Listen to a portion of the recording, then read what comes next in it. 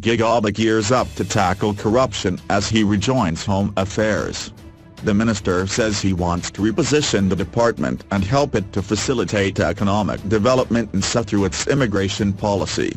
Home Affairs Minister Malusi Gigaba on Friday said reviewing the current systems for issuing South African documents to foreign nationals was one of his top priorities when he rejoined the department, bearing in mind the prominent cases where procedures were said to have been flouted.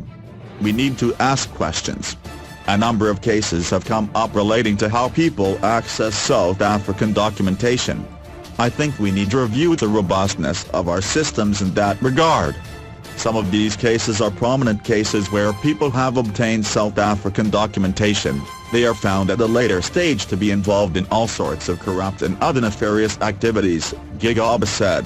He was addressing senior Home Affairs management staff in Pretoria as he begins another tenure in his old portfolio after a brief stint as finance minister.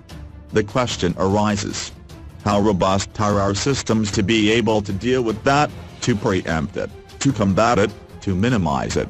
Obviously there is no way that we, sitting here, can know that in the future a person may be engaged in crime or corruption.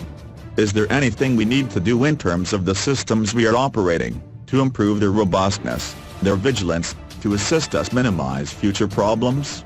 In March last year, then-President Jacob Zuma fired Minister Pravin Gordhan and Finance Deputy Minister Mspizi Jonas.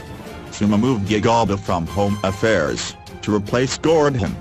This week, President Cyril Ramaphosa named his first cabinet and moved Gigaba back to lead the Department of Home Affairs.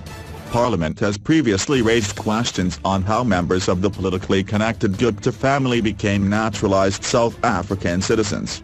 On Friday, Gigaba said he wanted to reposition the Department of Home Affairs and help it to facilitate economic development in the country through its immigration policy. "One of the urgent things we need to finalize is the repositioning of the department. Much as we have got cabinet approval to locate it as part of the security cluster, we had also decided that we would want to reposition the department to play a role in facilitating economic development in the country.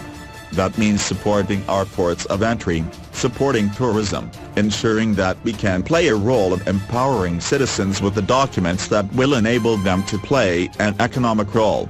The minister was flanked by his deputy Fatima Chilwan, and Home Affairs Director General Mkhuzuli Apluni.